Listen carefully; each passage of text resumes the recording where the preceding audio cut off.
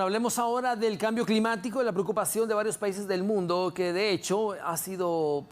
motivo de reuniones de grandes líderes en el mundo. Los compromisos actuales para reducir las emisiones de gases en el efecto invernadero dejan al planeta en el camino de superar el límite del calentamiento global, acordado por los países del Impacto del Clima de París 2015. La Oficina del Clima de Naciones Unidas ha dicho el miércoles que su última estimación, basada en los objetivos nacionales de emisión de 193 países, escuche usted, promedio de la época preindustrial para finales del siglo. El reporte indicó también que las emisiones se incrementarán en un 10% para el 2030 desde los niveles del 2010, un ligero descenso con respecto al 13,7% estimado el año pasado. Con esto, pues se tiene a la vista ya una preocupación definitivamente a pocos meses o a pocos años de que esto pues sea ya una realidad colapsada. Por eso nos vamos a comunicar en este momento ya con Celia Mendoza de La Voz de América para conocer detalles en relación a esto y a los intensos esfuerzos que hacen los líderes. Celia, bienvenida, buenas tardes.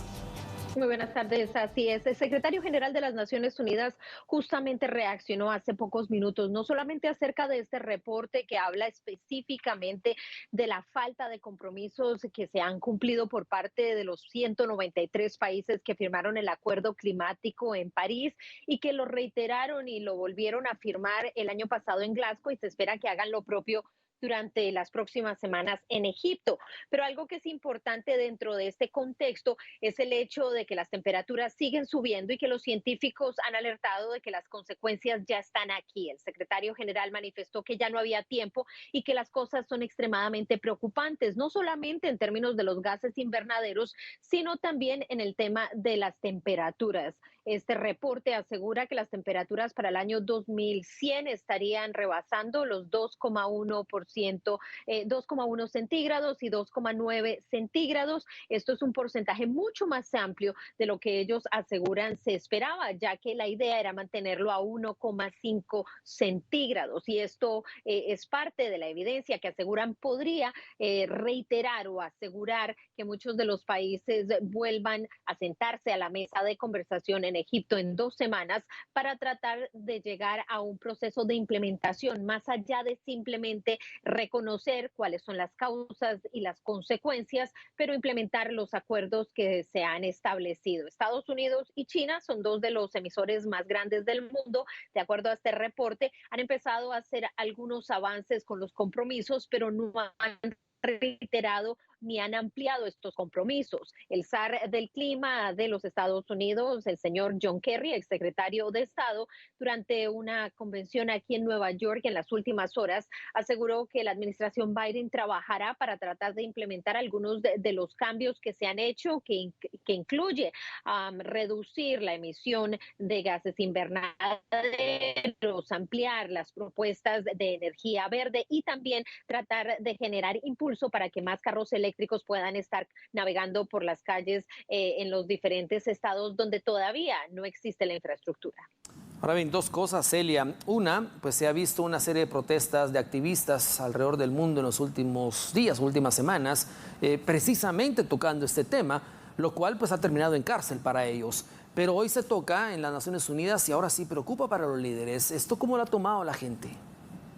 Bueno, realmente creo, y esto es algo que Naciones Unidas tiene muy claro, y este es un tema que han venido impulsando desde el 2015, cuando el secretario general era el señor Ban Ki-moon. Ahora bajo Antonio Guterres él ha seguido sonando las alarmas, pero el problema que hemos visto, de acuerdo a este reporte inclusive, habla de que las distracciones del día a día y los retos que tienen las naciones han impedido que se enfoquen los esfuerzos en este tema, que todavía las naciones no han identificado que esta es la amenaza de seguridad nacional más grande que hay en el mundo. También hay una dicotomía entre las acciones que ejecutan algunos de estos grupos ambientalistas, los cuales han tirado sopa a diferentes cuadros, esto en específico en Inglaterra, donde hemos visto que han hecho actos simbólicos para tratar de llamar la atención con lo que se está haciendo desde las diferentes naciones. Sabemos que uno de estas figuras prominentes es Greta Thunberg, quien lideró durante los últimos años varios grupos para tratar de empujar para que se lleve a cabo un compromiso mucho más amplio, criticó fuertemente después de ser invitada especial a la cumbre del cambio climático en Glasgow el año pasado, que no existe la manera de crear acciones y ahí es donde viene la burocracia y lo que significa para cada uno de los países implementar estas acciones, en especial para aquellos que son los mayores emisores. Entre ellos sabemos que India es uno de estos países que no ha sido muy firme en sus compromisos. De acuerdo a los Estados Unidos e inclusive Naciones Unidas, China ha avanzado en algunas medidas que son importantes, pero aún así el daño que se ha hecho y el avance en el que se ha dado es muy complicado de conciliar con el hecho de que las cosas puedan ser reducidas. Esto obviamente implica que no solamente sean los gobiernos, pero también las corporaciones y los individuos que pongan su granito de arena. Las organizaciones climáticas, desde luego, siguen presionando fuertemente, pero sin la ayuda y sin el compromiso de la gente, esto será difícil porque realmente, según Naciones Unidas, es un trabajo de todos lograr reducir estos números, generar menos emisiones. Y en la estructura actual es muy difícil debido a los vehículos, al sistema dependiente que se tiene de los fósiles de carbono, entre otros elementos, que todavía no existe un reemplazo que sea económicamente viable. Precisamente a eso me quería dirigir, Celia. Hablamos específicamente del poder adquisitivo en los países pues pobres, definitivamente que no tendrán acceso muy rápido al 2030 para toda esta tecnología que se quiere implementar. ¿Qué acciones han tocado en Naciones Unidas que podría implementarse, ya que contando la pandemia y todo lo que ha venido a afectar económicamente al mundo, pues estos países estarían vulnerables? Así es, y esto es algo que se supone debería estar estructurado. Sabemos que Estados Unidos hizo un compromiso para generar fondos y tecnología, ayudas para estas naciones, porque hay que recordar que las naciones más ricas del mundo, quienes fueron desarrolladas durante la era industrial, Gran Bretaña, Francia, Estados Unidos, entre otros, son los que se han beneficiado financieramente de este desarrollo, pero también los que le han causado más daño al mundo. Pero países como Guatemala, Maldivas, Honduras, han sido aquellos que de hecho han sufrido las consecuencias a pesar de no haberse beneficiado de esta revolución industrial. Y es ahí donde se supone que hay compromisos dentro de este acuerdo para que las naciones entreguen fondos y hay compromisos financieros directos de cada uno de estos países para tratar de lograr no solamente mitigar, pero establecer medidas que puedan ayudar. Sin embargo, implementar este proceso ha sido el reto que se ha resaltado durante los últimos meses, ya que cada uno de los países, dependiendo de su gobierno,